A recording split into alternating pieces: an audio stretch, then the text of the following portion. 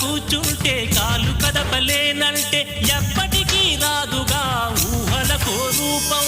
బతుకు నీది అనుకుంటే భవిత నీది అనుకుంటే భయపడక వెలిగించే నెత్తురుతో దీపం.